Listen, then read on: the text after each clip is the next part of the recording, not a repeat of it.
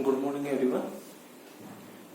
पिछली क्लास में हमने प्रथम संक्रमण श्रेणी के तत्वों के गुणधर्म पढ़ते हुए क्वथनांक, गलनांक और धात्विक प्रकृति के बारे में पढ़ा था। इस क्लास में अब हम अगला गुणधर्म पढ़ रहे हैं और वो है उत्प्रेरक की शक्ति।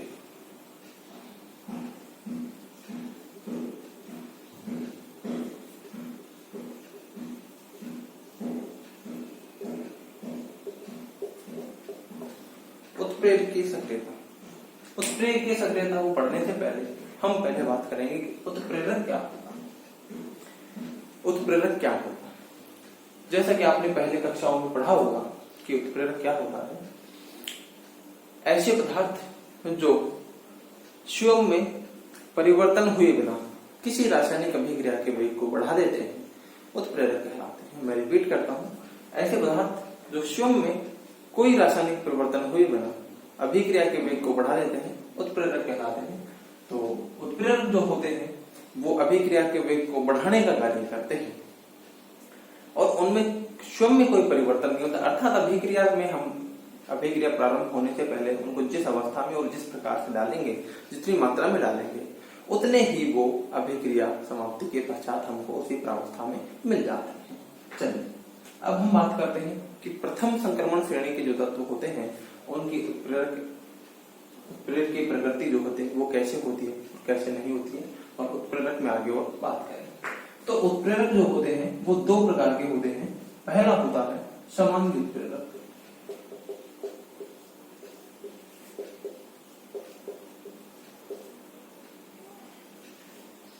और दूसरा होता है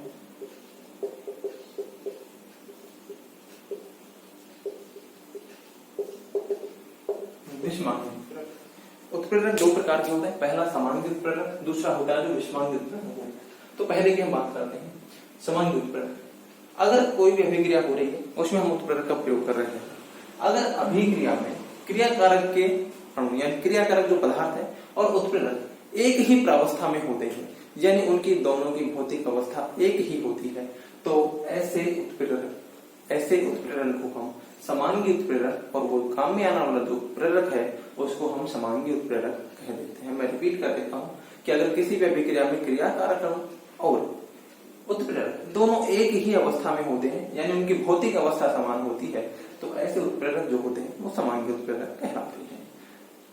भौतिक अवस्था का तात्पर्य हुआ कि अगर क्रियाकारक गैस अवस्था में है तो उत्प्रेरक को भी गैस अवस्था में होना होगा, अगर क्रियाकारक द्रव अवस्था में है तो उत्प्रेरक भी द्रव अवस्था में ही होगा, तो वो होता है समांगी उत्प्रेरक।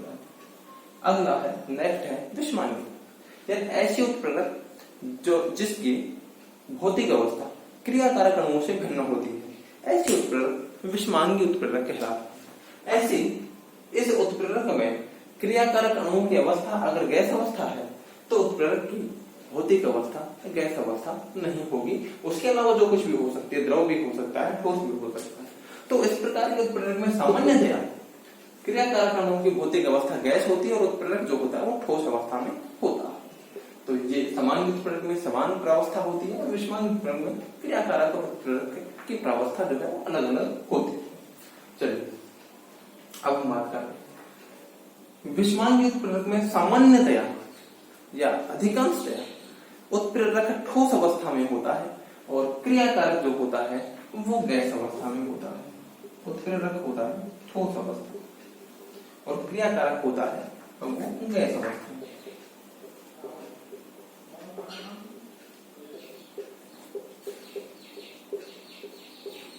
क्रियाकारक होता है गैस अवस्था।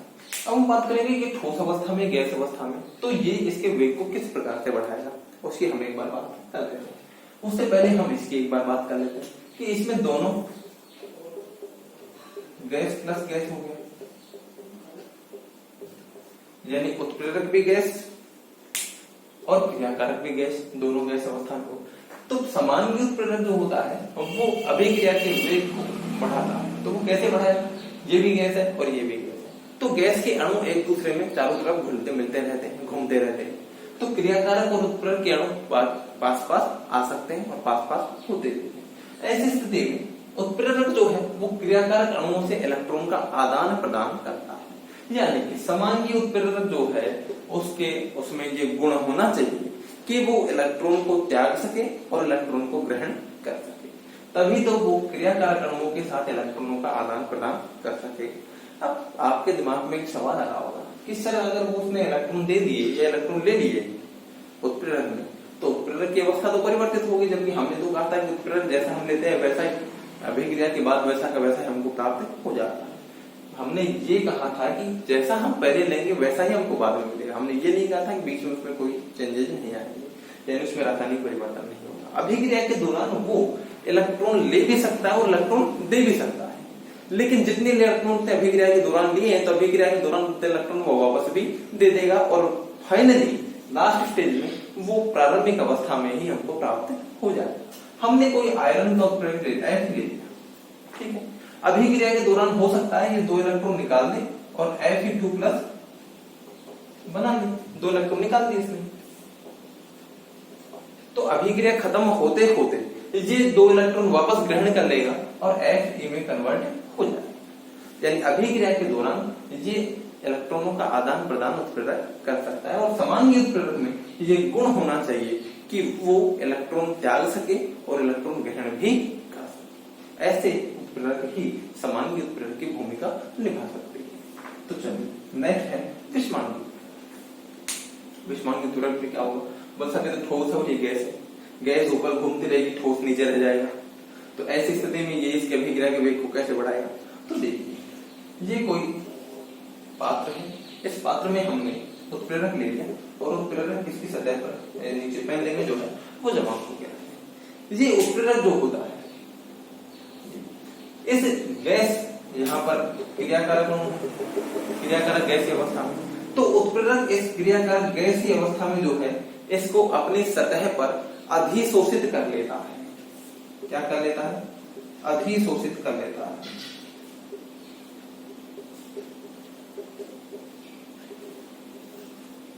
यानी क्रियाकारक का उत्प्रेरक की सतह पर अधिशोषण होता है। मैंने एक शब्द बोला है अधिशोषण, 2 शब्द होते हैं, ध्यान से सुनिए, एक होता है अवशोषण और एक होता है अधिशोषण।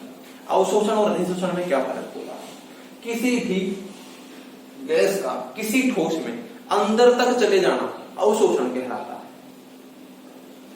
रिपीट करता हूं, किसी भी गैस का किसी भी ठोस में अंदर तक चले जाना अवशोषण कहलाता है, और किसी भी गैस का किसी ठोस की सतह पर, केवल सतह पर जमा होना अधिशोषण कहलाता है। तो अधिशोषण एक सतही प्रक्रम है, उसमें गैस ठोस की सतह पर जमा हो जाती है। तो इसमें इस प्रकार के विषमांगी उत्प्रेरक में क्रियाकारक अणु जो है वो उत्प्रेरक की सतह पर जो है वो जमा हो जाते हैं, वहां पर इकट्ठे हो जाएंगे, अधिशोषित हो जाते हैं। तो जैसे ये उत्प्रेरक की सतह है, इस उत्प्रेरक की सतह पर क्या हो जाएंगे, ये क्रियाकारक के अणु करके यहाँ पर जमा हो जाएंगे। ठीक है, अब आप लोग बताइए कि पहले ये गैस के अणु दूर दूर घूम रहे थे और अब ये जमा हो गए, पास पास आ गए। तो पास पास आ गए हैं तो अभिक्रिया आसानी से हो जाएगी। यानी कि मैं दूसरे शब्दों में ये कह सकता हूँ कि क्रियाकारक के अणु जो दूर दूर थे अभी पास पास आने से उनकी सांद्रता बढ़ गई है, और आप लोगों को पता है कि सांद्रता बढ़ने से अभिक्रिया का वेग बढ़ जाता है। तो पहला कारण तो अभिक्रिया वेग बढ़ने का ये है कि उत्प्रेरक की सतह पर जब ये अधिशोषित हो जाती है तो क्रियाकारक के अणु पास पास आ जाते हैं, अर्थात उनकी सांद्रता बढ़ जाती है, इसलिए अभिक्रिया का वेग बढ़ जाता है। दूसरा, जब ये इसकी सतह पर अधिशोषित हो जाते हैं तो वहां इनको क्रिया करने के लिए एक सतह मिल जाती है। जो गैसीय अणु है, क्रियाकारक के अणु है, उनको अभिक्रिया करने के लिए एक सतह मिल जाती है, और उस सतह पर अगर उनको इलेक्ट्रॉन त्यागने की और इलेक्ट्रॉन ग्रहण करने की अगर आवश्यकता है तो वो उत्प्रेरक की सतह इलेक्ट्रॉन त्यागती है और ग्रहण भी करती है, उनको इलेक्ट्रॉन का आदान प्रदान भी करती है और उस अभिक्रिया को संपन्न करवाती है। इसलिए इसमें अभिक्रिया आसानी से होती है और अभिक्रिया का वेग बढ़ जाता है। तो इस टाइप का जो उत्प्रेरण है, जिस टाइप से जो उत्प्रेरक काम करता है वो विषमांगी उत्प्रेरक कहलाता है, और विषमांगी उत्प्रेरक में इस प्रकार की मैकेनिज्म फॉलो होती है। तो मैंने बता दिया समांगी क्या होता है, विषमांगी क्या होता है। अब हम बात करते हैं इनके एग्जांपल्स की।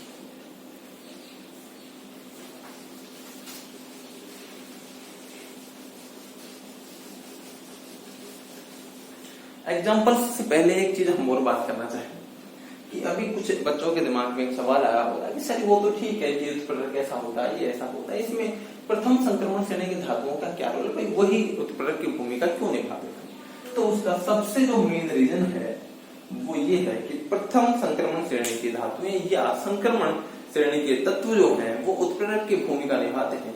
उसका सबसे महत्वपूर्ण कारण यह है कि वो इलेक्ट्रॉन ग्रहण भी कर सकते हैं और इलेक्ट्रॉन त्याग भी सकते हैं, अर्थात वो परिवर्तनीय ऑक्सीकरण अवस्था दर्शाते हैं, परिवर्तनीय ऑक्सीकरण अवस्था दर्शाते हैं, जिसकी बात हम पहले कर चुके हैं। और हमने ये भी बता दिया था कि परिवर्तनीय ऑक्सीकरण को क्यों दर्शाते हैं और बहुत सारे ऑक्सीकरण को क्यों दर्शाते हैं। तो बहुत सारे ऑक्सीकरण दर्शाने की वजह से ये इलेक्ट्रॉन ग्रहण भी कर सकते हैं, त्याग भी सकते हैं, लोअर ऑक्सीडेशन स्टेट में भी आ सकते हैं और लोअर से हायर ऑक्सीडेशन स्टेट में भी जा सकते हैं। इसलिए प्रथम संक्रमण श्रेणी के तत्व या संक्रमण श्रेणी के तत्व जो है तो वो उत्प्रेरक की तरह कार्य करते हैं। चलो अब हम कुछ एग्जांपल्स की बात करते हैं। तो वो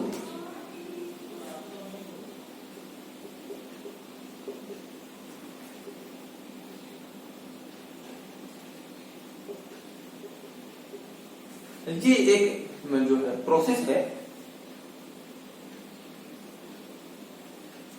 ये एक प्रोसेस है N2 plus thrice H2 2H कि नाइट्रोजन और हाइड्रोजन मिलकर के अमोनिया का निर्माण। इस प्रक्रम को बोलते हैं हैबर प्रक्रम, यानी हैबर विधि द्वारा, हैबर प्रक्रम के द्वारा अमोनिया बनाई जाती है। ये FeMO आयरन और मोलिब्डेनम उत्प्रेरक की उपस्थिति में यह अभिक्रिया संपन्न होती है। इन उत्प्रेरक के बिना यह अभिक्रिया बहुत ही धीमी गति से होती है और उत्प्रेरक की उपस्थिति में यह अभिक्रिया काफी तेजी से संपन्न हो जाती है। दूसरा एग्जांपल है twice SO2 plus O2 is equal to twice SO3। SO2 और O2 मिलकर के SO3 बना रहे हैं। इसमें उत्प्रेरक जो काम में आता है वो संक्रमण धातु का ऑक्साइड काम में आता है, V2O5 वेनेडियम पेंटा ऑक्साइड। इसमें ये जो है ये एक स्टेप है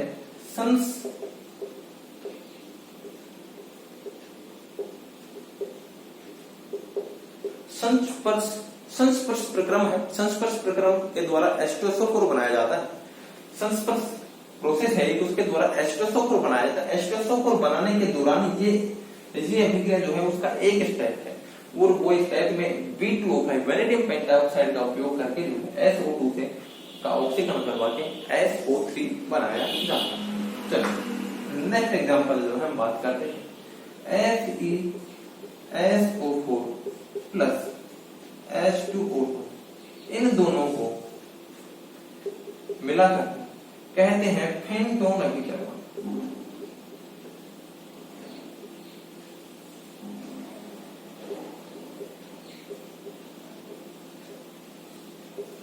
इन दोनों को मिलाकर के कहते हैं फेनटोन अभिक्रमण। ये जो फेनटोन अभिक्रमण जो है वो प्राथमिक एल्कोहल को CH2OH उसको एल्डिहाइड में कन्वर्ट कर देता है। ये बहुत इंपॉर्टेंट है, ठीक है, बहुत इंपॉर्टेंट, क्योंकि ऐसे रिएजेंट बहुत कम है जो अल्कोहल को एल्डिहाइड में ऑक्सीडेशन या अल्कोहल का एल्डिहाइड में ऑक्सीडेशन कर दें, यानी अल्कोहल से एल्डिहाइड बना दें। क्योंकि जितने भी ऑक्सीकारक होते हैं वो अल्कोहल को जब हम उनके द्वारा ऑक्सीकरण करते हैं तो उनसे एल्डिहाइड पे वो अभिक्रिया रुकते नहीं है, वो सीधी कार्बोक्सिलिक अम्ल पे जाकर के रुकती है। तो ये ऐसे बहुत कम रिएजेंट है, बहुत इंपॉर्टेंट रिएजेंट है जो अल्कोहल से एल्डिहाइड बनाता है। ये एक नेक्स्ट एग्जाम्पल। तो इस तरह के बहुत सारे एग्जाम्पल हैं जिनमें जैसे फॉर एग्जाम्पल एक नेक्स्ट एग्जाम्पल हम और बात करते हैं जिनमें संक्रमण धातुएं जो है या संक्रमण धातुओं की यौगिक जो है वो उत्प्रेरक की तरह से कार्य करते हैं। चलिए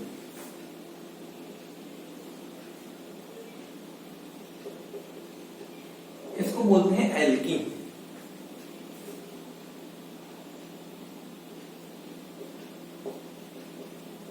और इन डबल बॉन्ड खत्म होकर के वहां पर हाइड्रोजन जुड़ गए तो इस प्रोसेस को कहेंगे हाइड्रोजनीकरण। ये क्या है? हाइड्रोजनीकरण।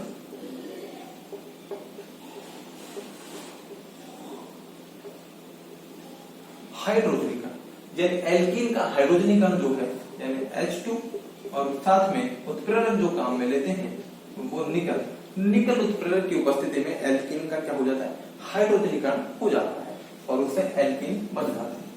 चलिए नेक्स्ट एग्जांपल की हम बात करते हैं। एक होता है जिगलर नाटा उत्प्रेरक।